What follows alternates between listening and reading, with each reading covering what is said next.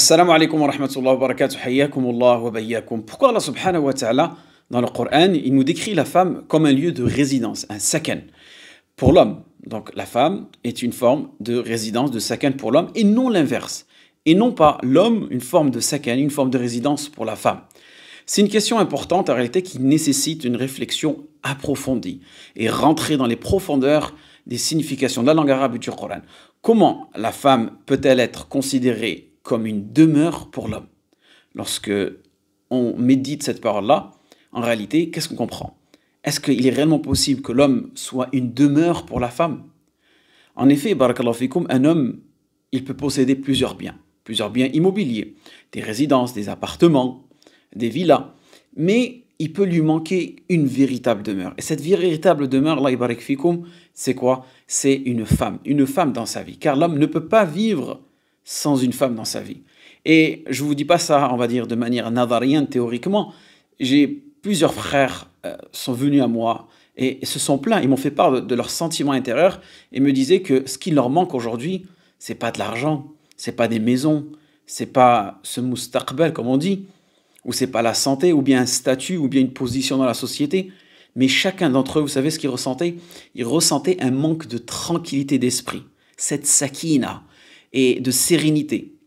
Pourquoi? Parce qu'il y avait cette absence d'une femme dans leur vie. Une femme qui va les aimer et une femme qu'ils aiment.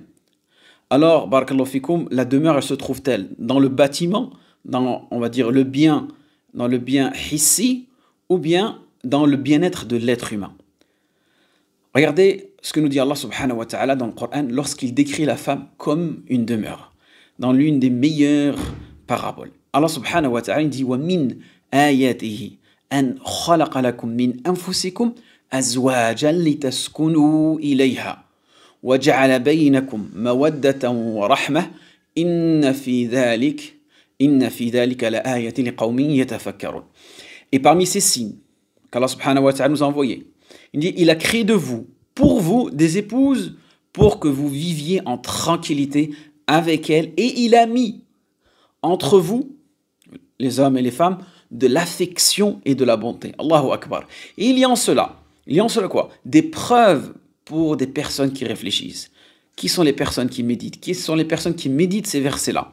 Ainsi, la femme est une demeure pour l'homme, tout comme l'homme est un refuge sécurisé pour la femme. Et entre eux, qu'est-ce qui se trouve? De l'argent, des biens? Non, de l'affection et de la bonté. La femme, elle, qu'est-ce qu'elle fait? Elle élève ses enfants, elle rassemble la famille, elle gère la maison du matin au soir, sans prendre de congé, ni se reposer. Est-ce que déjà une maman un jour s'est réveillée et dit non, ça y est, aujourd'hui je suis off, je fais à manger à personne, je ne m'occupe pas de la maison. H24, 365 jours sur 365 jours. Elle accomplit son travail avec amour et passion. C'est ça une mère, c'est ça une femme. Et l'homme, lui, il ressent en réalité un grand vide dans sa vie s'il perd sa femme.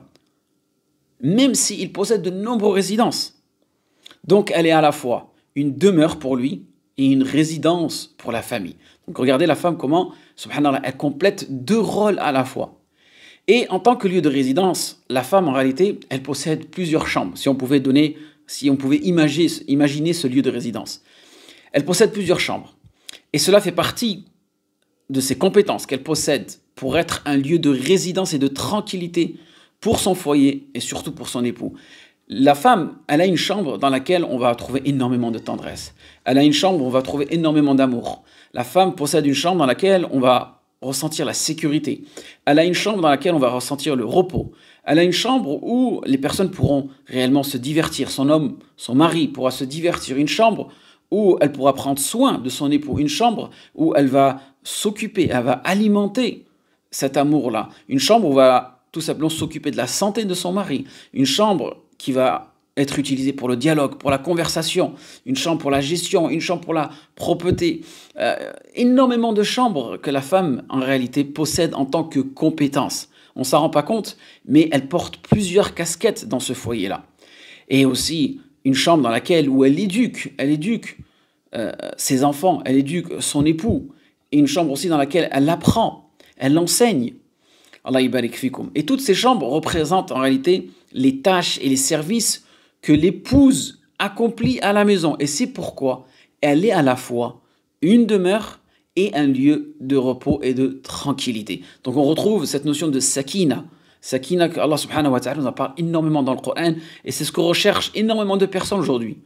Les gens aujourd'hui, après avoir passé ce cap matériel qui pour eux était très important, se rendent compte qu'en réalité, ce qu'ils ont besoin aujourd'hui, c'est de la sérénité, de la tranquillité. Ils disent, je veux même plus de cet argent, je veux même plus de cette dunya, je veux juste être tranquille et serein. Et c'est pour cette raison que Allah ibarik fikum, Allah subhanahu wa ta'ala a créé Hawa min Adam dans ce but-là, et bien sûr dans d'autres objectifs, en espérant que ce rappel ait été bénéfique pour vous et moi.